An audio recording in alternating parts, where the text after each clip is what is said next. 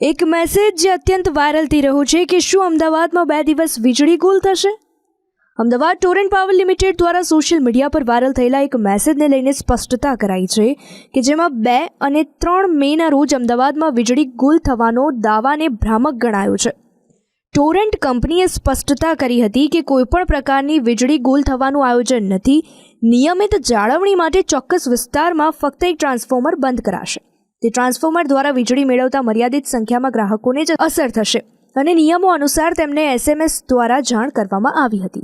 જાળવણી લગભગ 3 કલાક ચાલવાની અપેક્ષા છે અને કામ પૂર્ણ થયા બાદ વીજળી પુનઃસ્થાપિત કરવામાં આવશે.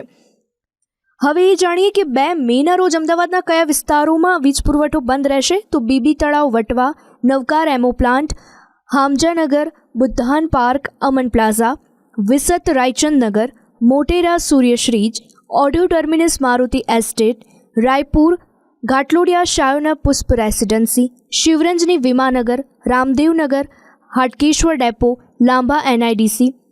જ્યારે 3 મેના રોજ ભૈરવનાથથી Mira cinema road, Devishyam complex, Shriji ઇન્કા, Dhor Bazaar, Vadaj Kaveri apartment, relief road, Pattharkuva, Sardar Patel stadium અને જીવરાજ પાર્ક.